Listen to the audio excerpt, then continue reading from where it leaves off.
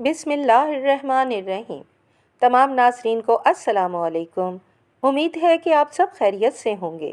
تو چلتے ہیں آگہی کے سفر پر۔ آج کا یہ واقعہ ایک ایسی تفسیر سے لیا جا رہا ہے کہ جس کے مصنف امام ابو سعد الخرقوشی النیشا پوری ہیں۔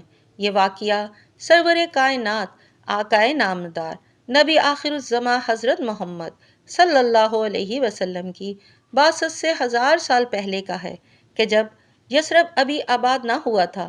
دنیا میں 5 ایسے بڑے بادشاہ گزرے ہیں کہ جنہوں نے بہت سی فتوحات کی اور دنیا کے بڑے حصے فتح کیے۔ انہی میں سے ایک یمن کا بادشاہ تھا۔ اس کے بارے میں کہتے ہیں کہ جس ملک اور جس شہر کو فتح کرتا، وہاں سے 10 افراد نہایت اعلیٰ صاحب حکمت، صاحب علم، یعنی چوٹی کے 10 بڑے علماء کو چن لیتا اور اپنے لشکر میں بطور مشیر شامل کر لیتا۔ اس بادشاہ کا لشکر 1,34,000 گھڑ سواروں اور 1,14,000 پیادہ سپاہیوں پر اور 4,000 حکماء اور اہل علم لوگوں پر مشتمل تھا۔ یہ لشکر فتوحات کرتا کرتا عرب میں حملہ آور ہوتا ہے۔ اس بادشاہ کے لیے یہ مشہور تھا کہ یہ جس بھی کسی ملک کی طرف پیش قدمی کرتا تو لوگ اس کی طاقت سے خوف کھاتے ہوئے خود ہی ہتھیار ڈال دیتے۔ خیر، وہ مکہ کی سرحد پر پہنچ گیا۔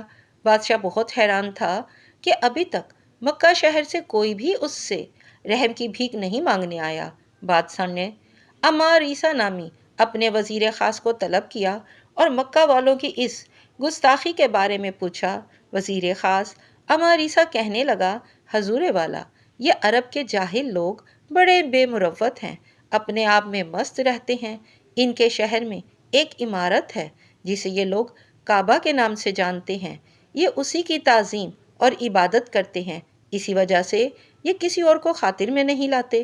بادشاہ یہ سنتے ہی آگ بگولا ہو گیا اور کہنے لگا، مجھے قسم ہے میری اولاد کی، میں ان کی عمارت خانہ کعبہ کو مسمار کر دوں گا اور اس سارے شہر کو جلا کر راکھ کر دوں گا۔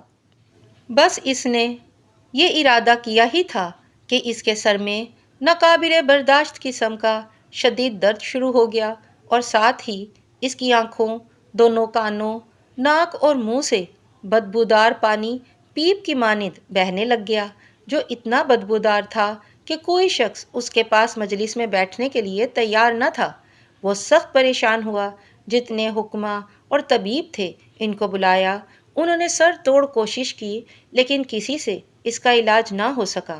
4,000 بڑے علماء جو خوب متقی اور پرہیزگار بھی تھے، ان میں سے رئیس العلماء جو کہ تمام 4,000 علماء اور حکماء کا سردار مقرر کیا گیا تھا، بادشاہ کے خاص وزیر عمار عیسیٰ کے پاس حاضر ہوا اور کہنے لگا کہ میں بادشاہ کا علاج کر سکتا ہوں، مگر شرط یہ ہے کہ بادشاہ سچ بولے اور میری باتوں پر عمل کرے۔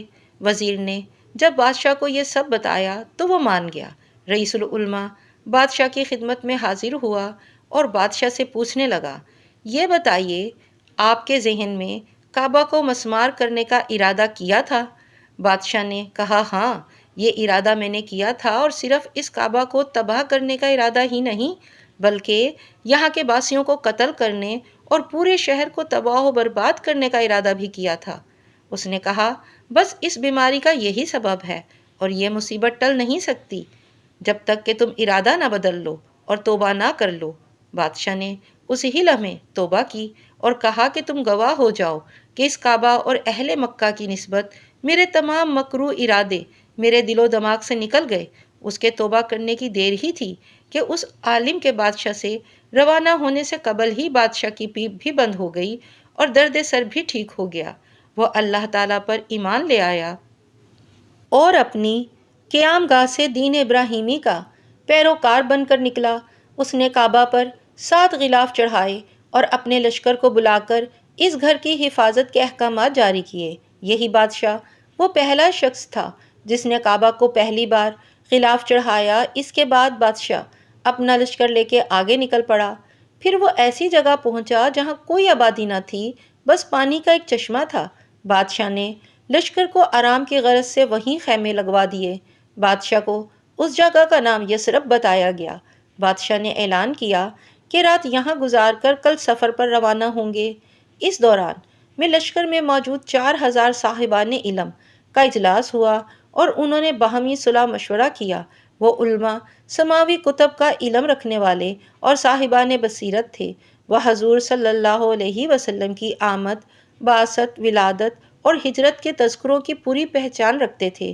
جن کے پاس یہ سارا علم تھا وہ جانتے تھے کہ وہ نبی آخر الزمان صلی اللہ علیہ وسلم ہجرت کر کے اس یثرب نامی وادی میں تشریف لائیں گے اور اسے یثرب سے مدینہ بنا دیں گے۔ اب انہوں نے یہ طے کر لیا کہ قسمت ہمیں یہاں لے آئی ہے، اگر ہم یہ سرزمین چھوڑ کر چلے گئے تو ہم سے بڑا بدقسمت کون ہوگا، اور ممکن ہے کہ وہ ہمارے زمانے میں آ جائیں، ممکن ہے ہماری اولادوں کے زمانے میں آ جائیں۔ لہٰذا ان میں سے 400 علماء نے یہ فیصلہ کیا کہ چاہے بادشاہ قتل بھی کر دے یا زندہ جلا دے، ہم یہاں سے نہیں جائیں گے۔ صبح بادشاہ نے روانگی کا اعلان کیا تو ان علماء نے اعلان کر دیا کہ ہم نہیں جا رہے۔ بادشاہ بہت پریشان ہوا کہ یہی اہل علم تو میرے مشیر ہیں۔ خیر، اس نے رئیس العلماء کو اپنے پاس بلایا اور نہ جانے کی وجہ پوچھی۔ رئیس العلماء فرمانے لگے کہ جس کعبہ کے شہر سے ہم آئے ہیں وہاں آخری نبی نے پیدا ہونا ہے، اور وہ ایک دن ہجرت کر کے یثرب میں آئیں گے اور اس کو مدینہ بنا دیں گے۔ ہم اب کبھی بھی اس شہر کو نہ چھوڑیں گے، انہی پر ایمان لے آئیں گے۔ اگر ہم نہ رہے تو ہماری اولاد ان پر ایمان لائیں گی۔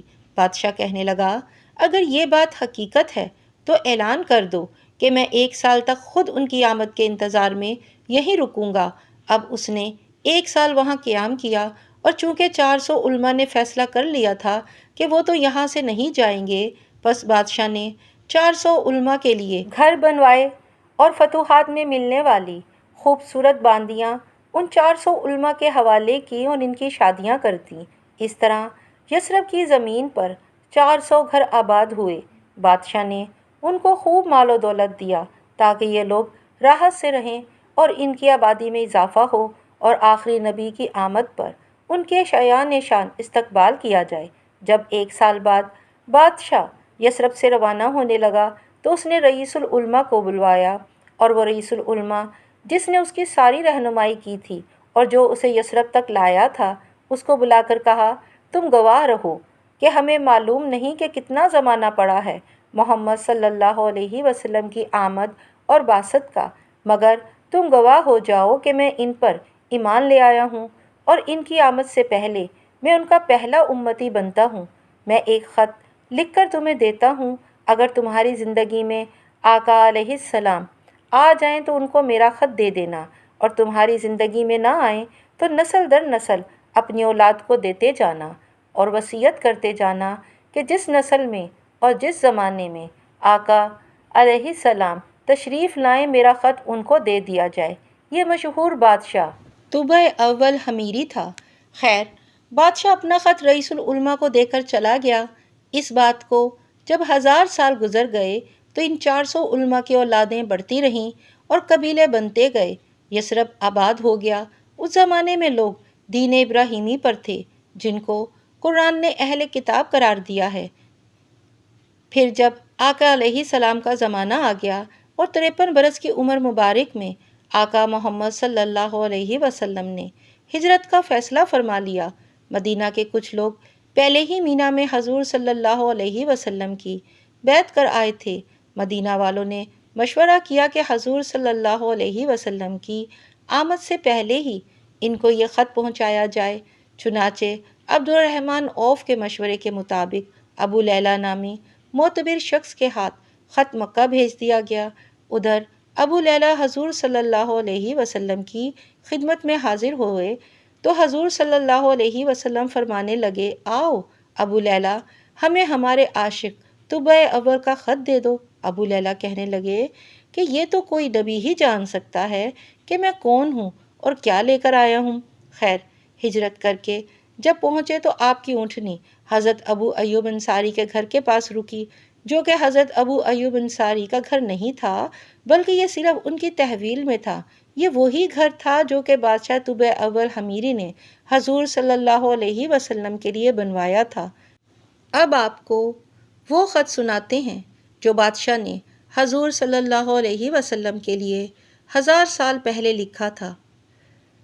اما بعد، اے محمد صلی اللہ علیہ وسلم، میں آپ پر ایمان لایا اور آپ کی اس کتاب پر ایمان لایا جو اللہ تعالیٰ آپ پر نازل فرمائے گا، اور میں اعلان کرتا ہوں کہ آپ کے دین میں آ گیا ہوں اور آپ کی سنت پر جو آپ کا طریقہ ہوگا اس پر قائم ہوں، اور آپ کے رب اور ہر شے کے رب پر ایمان لے آیا ہوں، اور اگر میں اپنی زندگی میں آپ کو نہ پا سکوں تو میری التجا ہے کہ قیامت کے دن میری شفاعت فرما دیجیے گا اور مجھے فراموش مت کیجیے گا، کیونکہ میں آپ کے پہلے امتیوں میں سے ہوں، اور میں نے آپ کی آمد سے بھی پہلے آپ کی بیعت کی، اور آپ کے ہماری طرف مابعوث کیے جانے سے بھی قبل آپ پر ایمان لے آیا، اور میں آپ کی سنت پر ہوں اور آپ کے والد حضرت ابراہیم علیہ السلام کی ملت پر ہوں۔ اس کے بعد بادشاہ کی مہر آتی ہے اور سب سے آخر میں لکھا ہے طبع اول حمیری کی طرف سے خاتم النبیین اور رب العالمین کے پیغمبر محمد بن عبداللہ صلی اللہ علیہ وسلم کی خدمت میں۔ اللہ اکبر، اللہ اکبر! کیسا پختہ ایمان اور کیسا سچا عشق تھا بادشاہ کا!